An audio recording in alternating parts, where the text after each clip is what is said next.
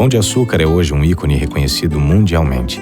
Símbolo máximo da cidade maravilhosa, sua imponência domina a Baía de Guanabara. Sua representação artística, contudo, é relativamente recente. Durante todo o período colonial, os portugueses não se importaram em fazer um registro iconográfico do Brasil. Primeiro porque eles não tinham, eles mesmos, uma tradição de artes visuais. Segundo, porque eles não queriam divulgar a colônia para que os outros países da Europa, enfim, viessem invadir, tomar conta e ter conhecimento.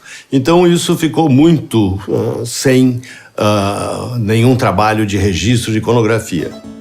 Em 1808, com a chegada da família real ao Brasil e a abertura dos portos, vieram as missões científicas e artísticas que iniciaram o registro da paisagem do Brasil.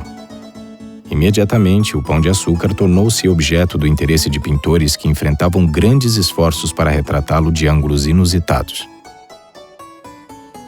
E é claro que o Pão de Açúcar, na Baía da Guanabara, era um dos pontos assim, de maior visibilidade. Primeiro, porque todos chegavam de navio.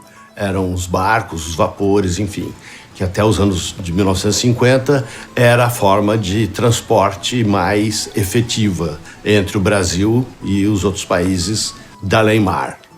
Acontece que na entrada da barra, na entrada do porto, já estava, para dar as boas-vindas, aquela grande pedra, aquele grande monolito que era o Pão de Açúcar.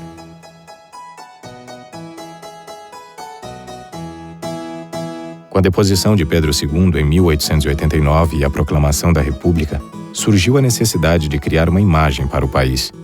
O Rio de Janeiro, com sua natureza espontânea, e o Pão de Açúcar foram eleitos quase que imediatamente ícones da paisagem do Brasil. No decorrer do século XIX, o Pão de Açúcar passou a ser também um elemento da composição da paisagem, sofrendo distorções de acordo com a liberdade poética do artista. Tem 3 pinturas do Toné que são bastante conhecidas, em que 2 delas, o mesmo ângulo, o mesmo ponto de vista. A Igreja da Glória em primeiro plano e o Pão de Açúcar atrás. Em 2 delas aparece com formas diferentes. E na terceira pintura é interessante que ele não aparece de todo.